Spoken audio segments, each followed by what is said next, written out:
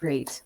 So welcome everyone to our very latest initiative, which is Champions of Diversity, Equity and Inclusivity.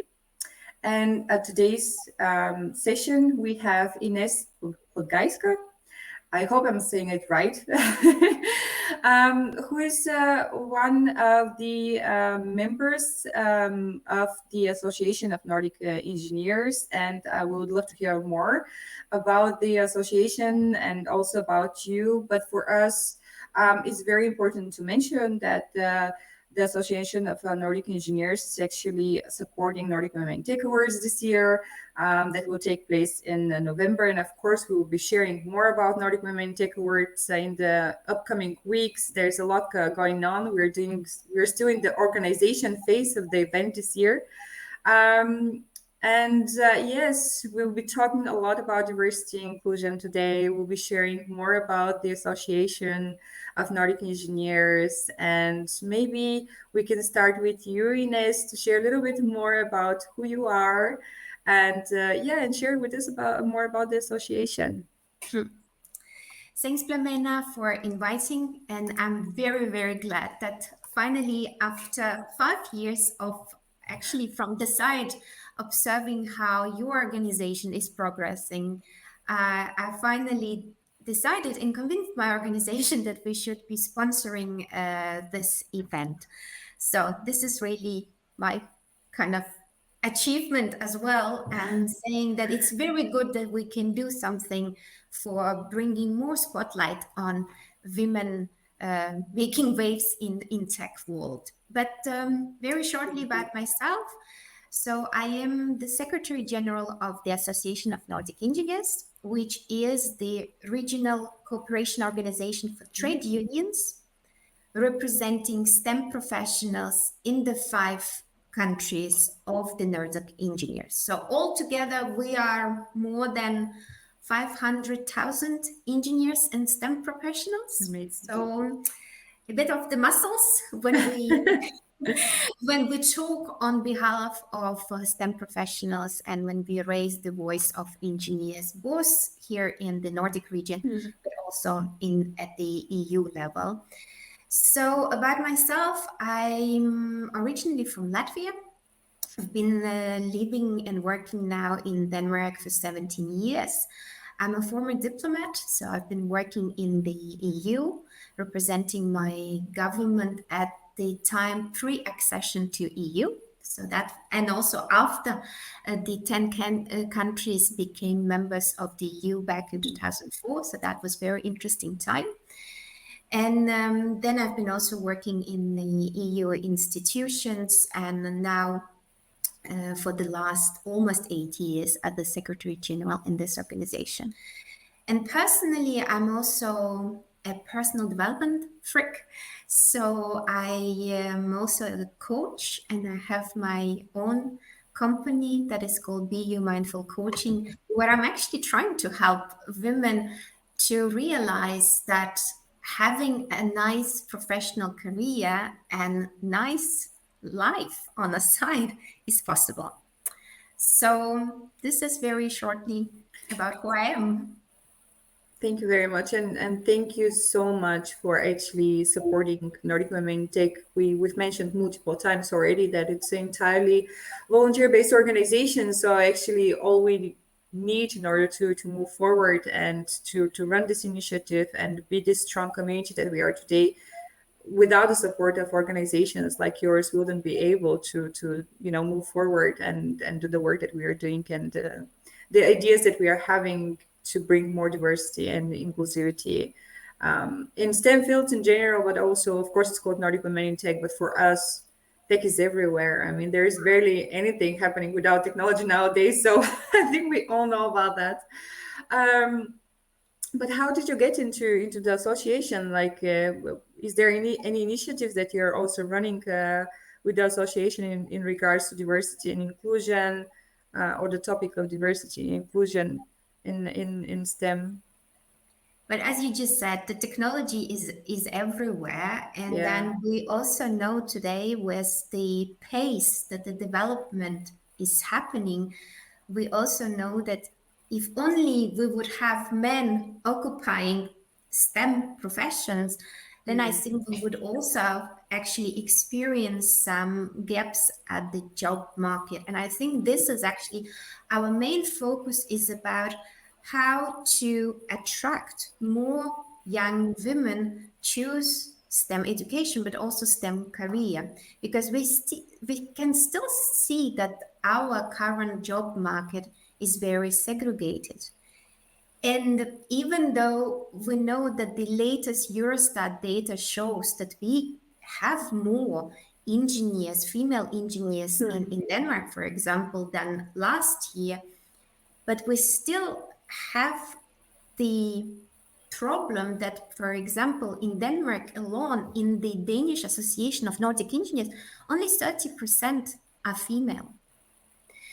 But I would like to say that we can see the generational shift happening. So we have also students member of the same Danish society where 38% are female. So something is happening. We cannot only say that everything is bad and we don't have enough, but we still need to work on it.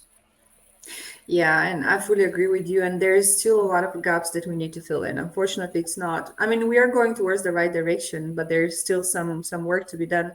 And I think maybe because we are both working in that field, many times I'm faced with a question, okay, but what do we do? How do we approach it? Because if you hear companies, they're like, okay, but we have this position that it's open out there and we just simply don't get any women applying for these positions. And I don't think that this is actually and I feel like it's an excuse in a way, because then you don't have to put much effort into attracting actually women for these positions. It's more about, oh, they don't apply, then we just move on, because we hire for skills. And I understand, of course, you hire for skills because you need someone to, of course, do the job for you. That's why you do a hire. But I also think that there is a lot more to this. There is looking into how do you approach this. Like there's a lot of psychology going on there also. What is your recruiting process? What is your strategy towards diversity inclusion? Because I've been working with companies where, for example, they'll be like, I mean, yes, there is no, for example, seniors for that specific position, whether it's AI or any computer programming or software development position, any of that. And I would always say, yes, there might not be any women applying now, but why don't you get for that senior position, for example? But when you get a senior, why don't you hire a junior that you can, teach? And then this helps actually getting into this diversity and inclusion, because then you have some kind of a strategy towards your team. And this is also investing, because diversity and inclusion is actually what brings much more innovation. Like we might have pretty much the same skills from skill set, but we have different views towards things. Like we have different perspectives. And when you bring people from different genders, ages, ethnicity groups, cultures, everyone contributes in one way or another to the product that you're building. So I think I don't appreciate really these excuses where the people say women don't apply for these positions. I don't believe that. They might not apply, but just have a strategy. Don't just go with the excuse saying that, oh, they just don't apply, we don't have to put much effort on it. And just I think that we can do a lot more than just wash our hands like that and move on. Basically. Yeah. Yes, and I also think what is very important, and it goes actually very much to the job vacancies, but it's also to the education itself, because we have to see what is the storytelling behind. How do we actually describe? Because very much it is about whether it's appealing to women or not. And I think also this gender disparities is boiling down to the fact what educational choices young women are taking or doing. It's because sometimes we were also talking to the universities about if you would like to attract more women choosing AI and robotics, or even the mechanical engineering, which is very much male dominated studies, you need to Yes, think about how to change the language because it doesn't appeal to women. I agree. Yeah, And I think it's a very little thing, but it actually makes a big difference. And then what absolutely. we realize and what we are working on in our organization, it's also working with bias and stereotypes of educators already at an early stage. Because now we know in Denmark the initiative about integrating engineering in the secondary school curriculum, really making this education programs also organized or conducted in a fun way. But not only that, working with educators that they also understand that mathematics is okay for all genders. You Yeah. don't need to emphasize that only boys are good at mathematics or it's only for boys and not for girls. Mm. And the third aspect, and I will finish on that, I think what we really noticed lately is that whatever we do, we somehow want to fix the goals, you know. Yes. uh, we need them to become more self-confident.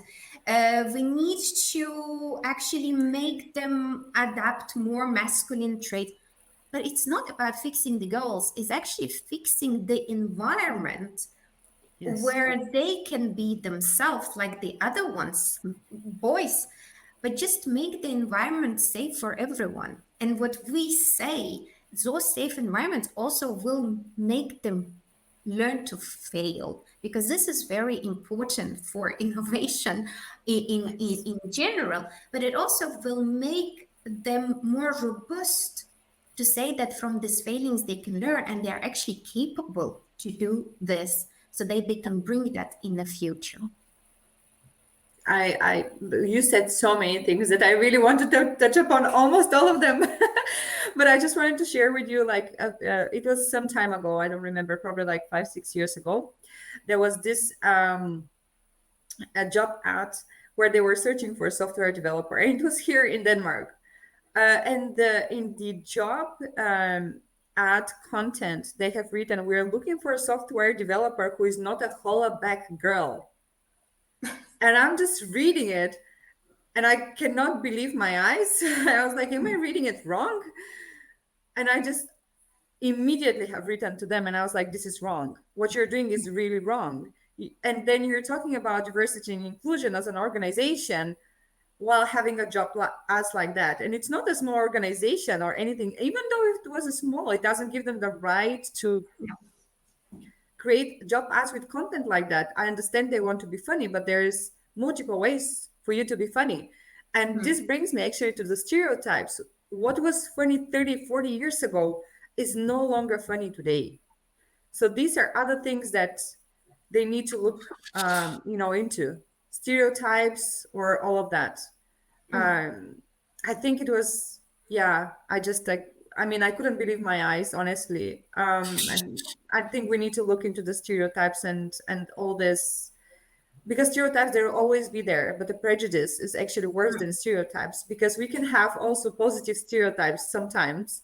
If there's, I have also mentioned that when I was invited to speak at an event a few weeks ago, about stereotypes, where we talked about positive and negative stereotypes. Positive stereotypes, they can exist because imagine that you have this, um, uh, that you have people from a specific country that have won a lot of um, either awards or won a lot of competitions in running, and then you have this stereotypes towards this, either the culture or the country, saying that, hey, like, all the people in that country are really good runners. Then you're generalizing people and, in a way, stereotyping also them, but in a good way, Hmm. because they can be your role models, so you become better into, in your runnings or in competitions or marathons or any of that. But when you start using these generalizations in a negative way, it becomes prejudice, and Yeah. that starts hurting people. Hmm. So I think we have a lot of stereotypes when it comes to women in STEM fields. I have myself gone through a lot. Like I have constantly been the only woman in tech conferences, and they ask me, "Are you here for the pizza?" Or I will be in cases where they'll ask me at tech conferences, "Are you in marketing?" And they wouldn't even think that I can be a software developer or work in tech in any other way, um, professionally. So these stereotypes is actually where we need to put negative stereotypes is actually where we need to put a little bit more focus on.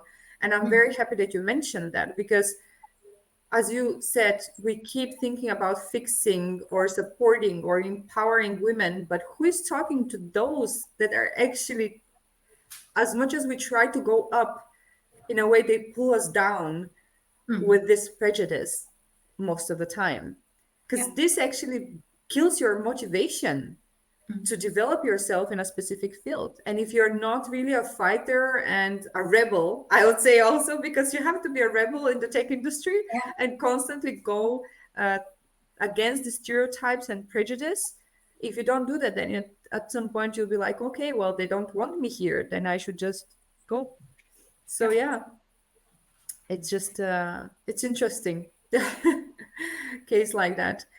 Yeah. But in your association, are you working with the different like initiatives towards diversity and inclusion? Is it a community that people can join, or how do you develop from that perspective there? But as you know, the DNA of all trade unions is to helping and supporting and Yeah. providing whatever kind of services for their members. And this is why we, of course, each of ANUS member organization have Yeah. different activities, dedicated events, and even networks Amazing. for helping women. Because this is what we also under, realized, and this is why your event is the spot on, is to create this network and also role models that young Mm. generation can look at and say, okay, this is possible. I can also be there because there's someone that made the road and the whole way before me. So this is what we also do. Another thing what we are currently having a strong focus on is equal pay, because even Yes. though there is the initiative on from the EU side, the Transparency Pay Directive, the implementation in member states is ongoing. So everybody is now finding out what they have to do. Yeah. But what we are doing, it's really the awareness raising campaigns, because there are two Yeah. things which are really mind blowing. One is that in Sweden and also in Denmark, there is a 4% of inexplicable gap of the salaries. So meaning that women engineer in the same position as their male colleagues are Yeah. earning less. But we need to look at the core of issues. And one of maybe core issues could be the fact that the young graduate female engineers Yeah. are earning also less than their male peers. And why? And we think that maybe one of the issues could be the negotiation skills. Sorry, it's my dog who is making a little bit of noise next. Don't worry, I also have one here. Sorry for that. And so we just realized that the female engineers who just newly graduated, they earn in Denmark, earn 1,000 Danish kroner less than the male colleagues. Yeah. And because we have the counseling departments, what we are actually also doing, we provide negotiation skill workshops. We run some salary transparency campaigns. We also have in Denmark, for example, installed the I think it's called salary compass, where you can put the information and to see how much you earn, and Yeah. especially before the members, and no matter which gender they are, when we go to the first interview after the graduation, they can have for free, I mean for free because it's the membership fee that covers that, a direct dialogue with the counselor who can actually say how much they can demand as a salary during the negotiation. And from Sweden, I got some Nice. inputs which were very interesting, is that male and female, they got exactly the same information. And what happens? Male, they manage to get above, and female below. And this is what we are really need to look into. We women, we have to become better at salary negotiations. It's a primordial. And you know why? Because when you already have this difference in salary from the beginning, you pay already less in your pension fund. And the statistic shows that this inequality is very difficult to align through the career. So if you start bad, it follows you through all your career. I'm really happy to talk about this because actually my next question was, it's not even a question. I just wanted to share. We started the European Female Founders initiative some couple of years ago together with the European Commission. And we were looking into not the possibility, but we were diving deeper into understanding from psychological perspective why it is so difficult for women specifically to actually ask for money. Because we might be on the same, I'm not going to even discuss from skill set or any of that. It's like either you're going to sponsors or you're going to investors or you're going anywhere. We tend to sell ourselves very cheap. We don't know how to ask for what we deserve. And in many cases, we don't have like this connection with money that men would have. For them, it's like, I just need the money. So I'm going to jump high and I would ask for whatever, I want and how much I deserve. And I have found this, and even with me growing up and getting into jobs, I have always had this problem of asking for what I deserve. And I would always sell myself a little bit, kind of cheaper or much less than what I deserve. I tend to realize that when I started being part of the initiatives like that, or being part of unions where I'll have a back or sidekick in a way, or a backup or someone that can support me into this and say, hey, no, you should ask for like 10,000 krona more, or you should ask for 15,000 more. And in my mind, I was like, oh, that's enough. It covers my expenses. But it's not how other people think. It's not about covering your expenses monthly. It's about getting what you deserve, either as a salary or from investors. Because investors, of course, what they want is more from your company for less money. And we tend to do that a lot, not fighting for what we deserve when it comes to money. I think our relationship with money as women it's quite different from what men have as a relationship with money. Yeah. And that also goes for top management. Can you maybe, because you have been part of this, elaborate a little bit on this kind of new regulations from the European Union in terms of women on boards or women in top management? I think this is really good kind of push from from Europe towards the different countries. Yeah, I think that the EU push and EU incentives are very, very important. But and it's also important because we really need a structural change. Because it has to be like the business model needs to be changed, but it takes time. So we cannot expect that everything will happen just from one day to another. I think also, in the networks like yours, and also when we work with our networks, we always talk about finding an ally that could actually help you progressing in your career. We're not talking about mentor anymore, or a special counselor, but really an ally, because actually men are very good at it. They always finding someone higher in a hierarchy, and then they work on proving how good and competent they are. And we women, we tend, again, like maybe we always have this enrooted feeling that we don't deserve that. Mm. And then, sometimes I was talking about we need to find a woman who's been already kind of who made all this way to the top management. Yeah, But as a sometimes role I model, right? noticed here that maybe we women are not always the best friends with each other, you know, We because compete a sometimes, lot, unfortunately, yeah, with one unfortunately, another.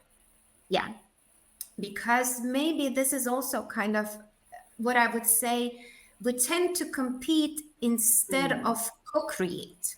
Yeah, We're still in the competition like men. We need to push the other ones out of our way. But what I noticed is very interesting tendency is today that men who have daughters, they are the one who are very well supportive to the female career progression. So maybe that's true. we should, going from touching to one woman already there, we should actually find someone because we need men in this discussion. We Mm. have to go our We way do. away from these echo chambers where we women talk to each other and blame the men. No, we should really go away from this mentality. We should not become I agree with you. victims and blame the others. No, we have to work together and create these allies on from the male side that can Yeah, actually walk our cause. I You fully know, agree with you. in a war, you don't actually win the war if you don't have Yeah, allies.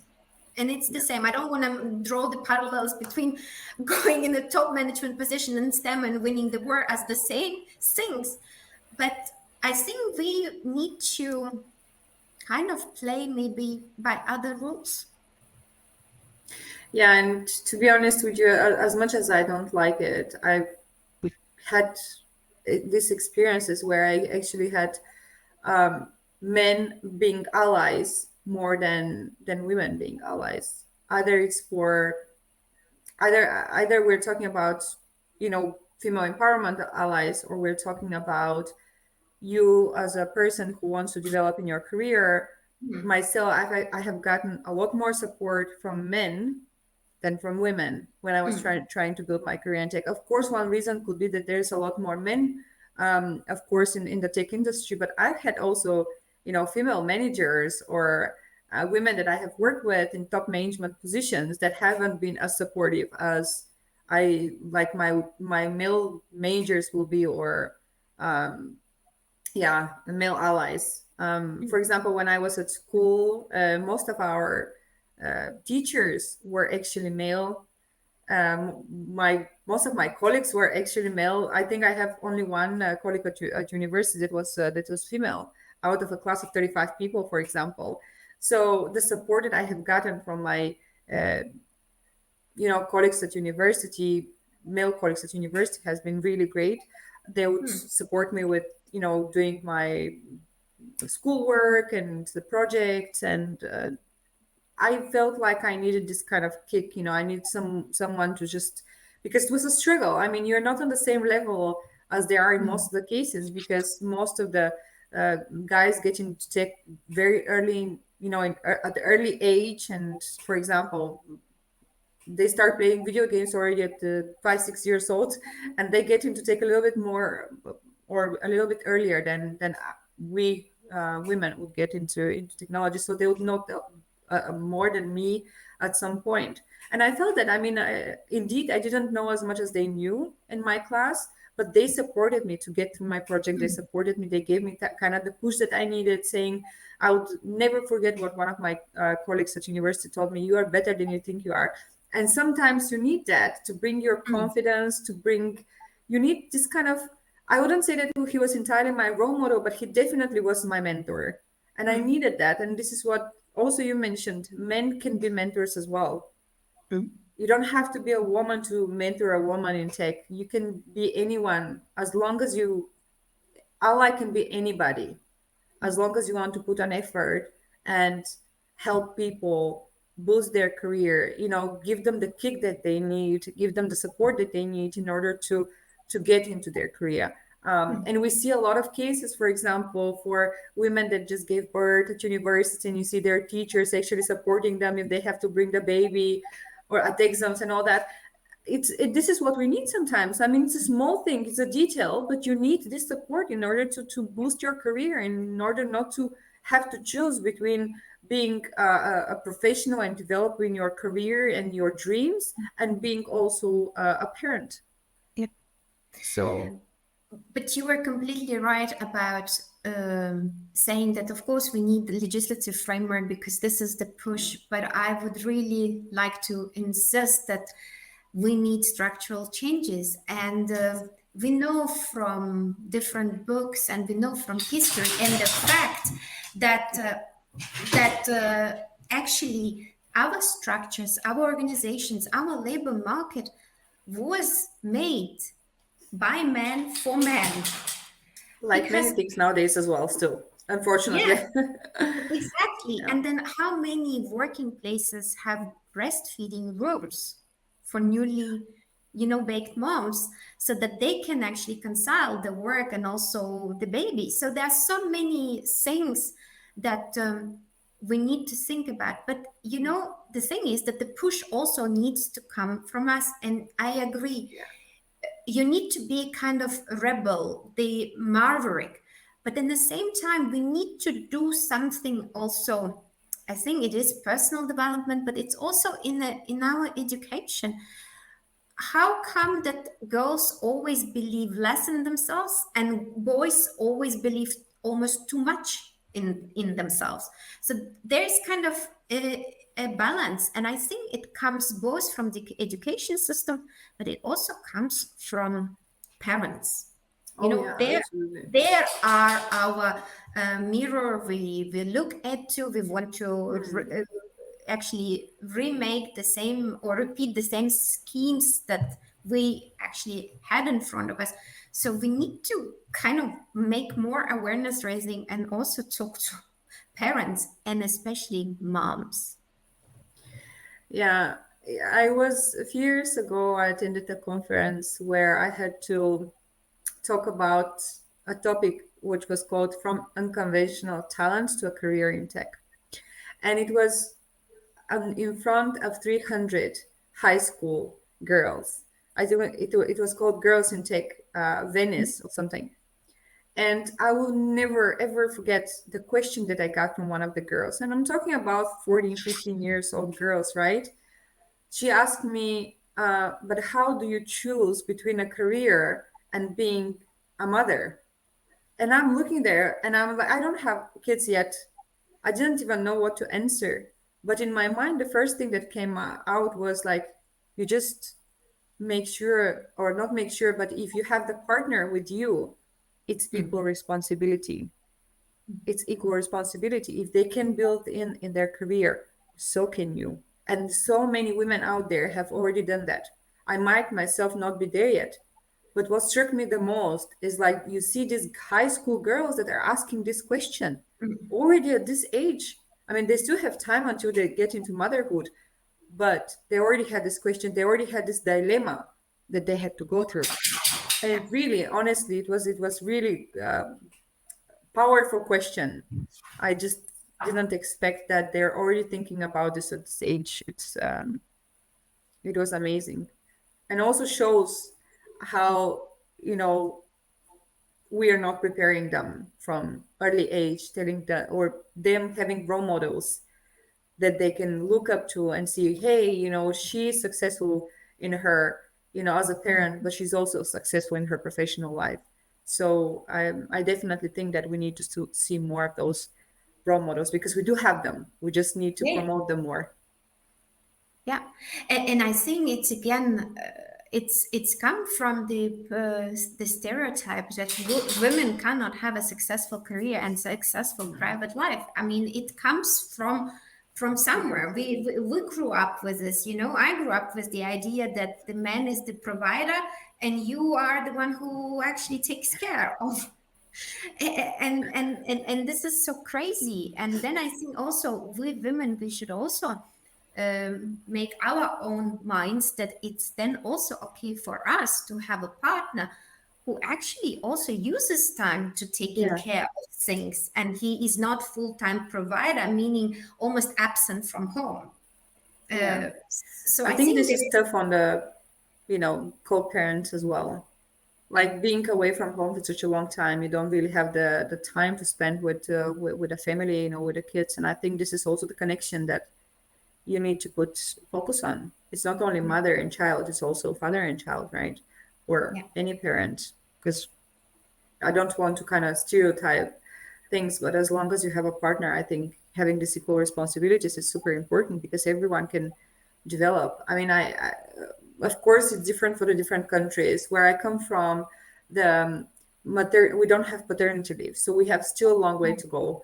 But we do have very long maternity leave, which is also something that I think needs to change because having maternity leave, which is 2 years long maternity leave, this already takes you out of the job market and you really lose it at some point. When you have to go back to the job market, it's a lot more difficult for you. You feel like you have lost or missed on a lot already. And to start kind of building again almost from scratch, this is so difficult to return to where you have been before, you know, Yeah.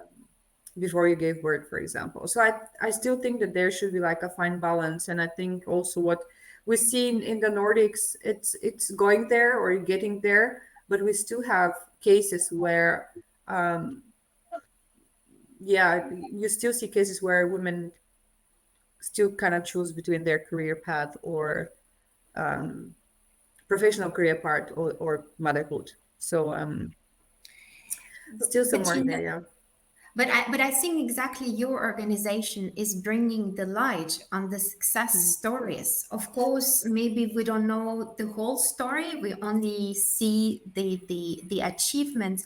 But Yeah. I do think that this is also important to bring the light on things that are possible, because we need to believe, and we usually believe in what we see, so that we can also create an interest in the Yeah. young generation. In the same time, I also know that in Iceland, for instance, they've been running a campaign, the third shift. And the third shift is all about, paying women also for all the chores they do as additional tasks, not related to the professional life. And I think they even created an app where they could also really compare to see, okay, how much time a Yeah. couple spends on this. And then that was really an eye opener for many people. Maybe this is the way to raise awareness on this, by Yeah. using technological development. Yeah, because I feel like we take a lot of things for granted. And because this is how it's been back in the days, it automatically transfers from generation to generation, the chores in the family and all that. So I fully agree. I think we need to talk more about this, and we luckily have partnered with Women in Tech Iceland, and we will be talking about this and hopefully bring it up this year at the event, and see what are the tools that we can use to advance or to support. But again, I also want to touch a little bit upon on companies or organizations, and also the other half of the population on Earth, because we are putting so much focus into initiatives that are for empowering women in tech or in women in STEM, that are for encouraging them to get into STEM fields and all that. But I feel like we need to teach companies as well how to attract and properly even recruit female talents in tech. Um, and also for men, I see sometimes I have discussions with either friends or when we are in a room with people that are, or primarily men that are within the tech industry, and I still feel like there is some kind of either misunderstanding or miscommunication of the importance of such initiatives. There is still many that find it irrelevant for initiatives like that, or they don't understand what are we, I wouldn't even say fighting for, but what are we trying to achieve with this kind of initiatives? something that you're running as well on your end, something that we are doing with Nordic Women in Tech Awards or other women in tech organizations that pop up every day. I still feel, and we still get a lot of, I would say, backlash from some organizations or companies saying that, oh, but if you're running women in tech organizations or initiatives, why don't you run men in tech initiatives? And we all know the reason why we're doing it is because you're already in tech. We need to get into tech as well. But I also feel that there is this kind of, I feel like there is a gap. Either it's our way of communicating it, because even if you see the people or our audience that are attending the event, you would still see that it's primarily, I would say, 90% women that attend this event. And I find it very, I wouldn't say sad, but it actually hurts me a little bit not to say more, to see more men joining the initiative, because when they see what are we aiming for and what are we trying to achieve, it's not to replace you from tech or kick you out of the tech industry. That has never been the case. What we're trying to do is to make sure that when we get there, and if we are on the same level, we get the pay that we deserve. We get this equal pay. There is no pay gap. And there is the possibility for me, if I want to be a software developer, give me the chance. I want to get into, stay away from the stereotypes that women are not good in technology. Just give a chance. But when you give a chance and let us in your company, make sure that we feel welcome also. Because if you enter a company and, for example, you enter a room and the entire room is all only Star Wars or cars, and it's so masculine energy that you don't feel like you belong there, that actually also says a lot. So you need to make it not a boys club only. You need to make sure that once you invite the people, that once you hire the people, you just invite them to the dance as well, not just giving them a pass to to the event, basically. So this is, I feel a little bit, I don't know, maybe your experience has been different, but I feel like we need either to communicate it in a better way or find a way to show everybody that it's not just a girls club, it's everyone's club. We are in this together, and if we need a change, everyone needs to be involved in this. It's not like anti-men organizations or anything. Exactly opposite, we need you there. But you see, I think you're completely right. We need to change the communication around it, the storytelling. I think previously, when we talk about gender equality, we always talk it from the problem Yeah, angle. sure. We also need to look at the positive stories. So we are very good at saying it's a male by default, and you don't listen to us, or you're, like you just said, meeting room is all about the cast. So we're coming and we're blaming them. Yeah, And exactly. it's a human nature to take the defensive position. So from the beginning, we actually closing down the dialogue because the other side doesn't listen to us anymore. It's like in a couple struggle, when you, I don't know, if you have an argument with your partner and when you blame him, he will also say, go away, I don't want to listen to this anymore. It's the same principle here. I think with women, we talk from the emotions perspective, but we need to actually back on the facts. And the facts are there. There are data available showing that when the conferences are happening, mostly panelists are male. Or if we look at how many women are at the boards, we just have data. So we need to be prepared and talk about factor. And then what we need is to invite them to share their perspective and listen to them, how Yeah. we can involve them in that change.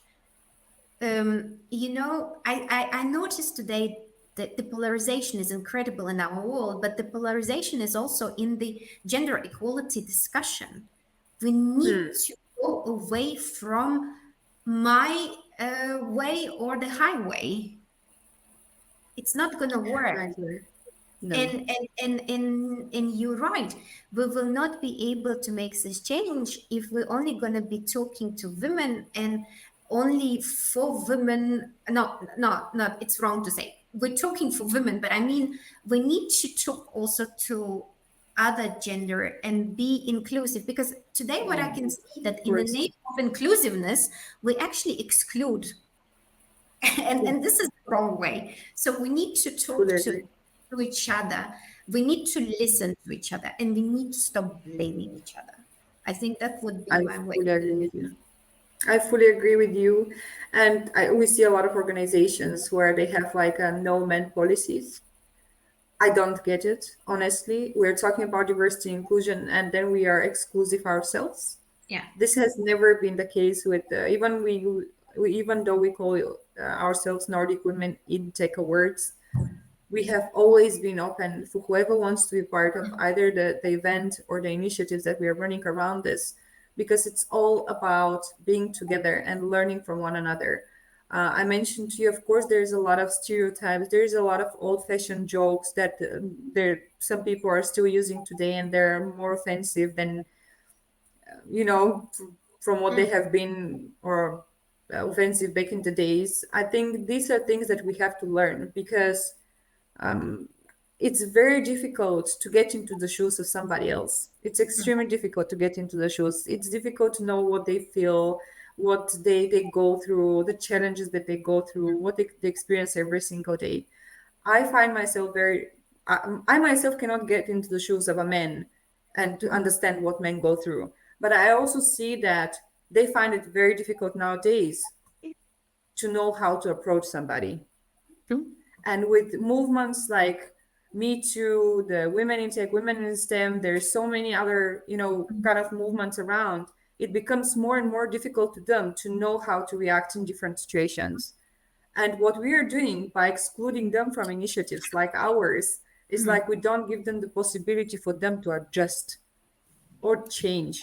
Of course, many wouldn't change or they don't know if they have to change. And it's difficult. But for those that are willing to, they need to know that they're doing some things wrong. Also, from our side, we need to know that no, not all organizations or initiatives that are running are positive. There's some of those that are also toxic to men. There's mm, also a lot of initiatives because the way there is a toxic masculinity, for me, there's also toxic femininity. Sometimes we are going overboard and we need to understand that it's a learning process, it's a mm. transition. We have understood that we have a problem and now we're trying to fix it. But it takes a lot of time, a lot of effort, and we might do some things wrong, but it's a learning.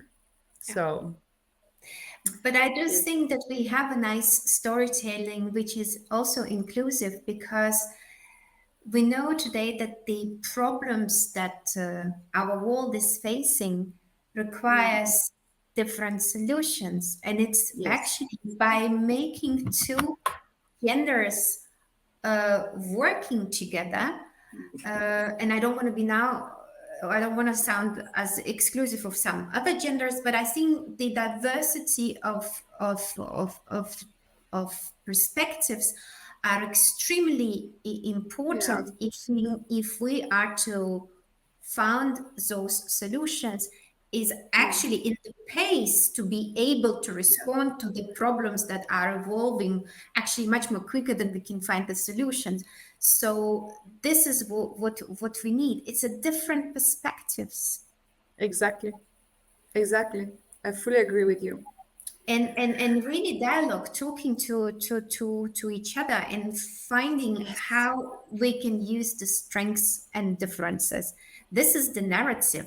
And for me, celebrating women achievements in tech is to show that there is another perspective. It doesn't Yeah. mean that this perspective excludes the No. dominant that we knew always existed and had been present, but we're showing that there is something else, and we want Yeah, to not only be invited, but we don't want to compete. We want to co-create. This is for me the of course. narrative, and this is why my organization is supporting this event. Thank you so much. Thank you for saying that. And I think also what you mentioned, of course, we with event like ours, the reason why we call it also Nordic Women in Tech Awards is because we want to feature the role models of the Nordic tech scene already, women that have achieved a lot in the tech industry, and we want to acknowledge their achievements and we want to feature them and we want to share more about what they have done, how they have gotten there, all the challenges that they went through, and how they have tackled these challenges. But we also celebrate our mentors. We celebrate the role models that have achieved a lot, but we celebrate the people that supported them throughout this achievement, because we also discussed that with you already, but men can also be mentors. And we had nominations for male mentors that were supporting, women to excel in their career path. We had role models that were also male. We had women in tech advocates that were also male, nominees. So I think for me and what you mentioned, this is so important that we are all together into this and we are not exclusive. So despite genders, despite ethnicity, despite culture, religion, etc., we are absolutely all into this. If there is a problem and we need to find a solution, everyone needs to contribute with their perspective, with their way of, with their ideas of how to make things work. I think this is what we need. And I cannot think of better way to kind of wrap up this amazing discussion that we've had with you. Thank you very much. I don't know how time went, 50 minutes that we've been talking. I'm very grateful for the support, first from an individual and role model like yourself, but also from the Association of Nordic Engineers. We need more than ever the support of organizations like yours in order to be able to promote more and more talent and role models on the tech scene, so next generations can look back towards Nordic Women in Tech Awards and they say, hey, she's great, she has done so much, I want to be like her one day. Or even excel, even more than the role models that we've had. So thank you very much for that. I hope that whoever is watching this podcast or initiative that we're having, I hope that despite all challenges that you're going through, there is someone in our community that you can find being your inspiration, being your motivation, being your role model. And if you want to meet Inese, hopefully you'll be able to in November. We'll share more about Nordic Women in Tech Awards in the upcoming weeks. We are, as I mentioned, in the heat of organization right now, so there's a lot of happening.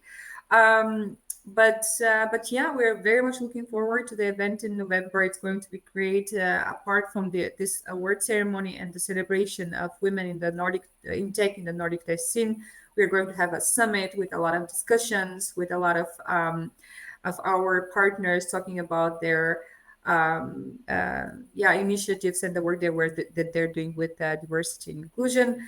And for men out there, Nordic Women in Tech Awards is open towards everybody. So it's not just a girls' club or ladies' club, whatever you call it. It's for absolutely everyone who wants to know more about what we are doing and why we're doing it. Thank you very much one more time, Inese. It was Thanks a so pleasure much. talking to you today. Yes, that was really nice. Thank you. Yes, thank you.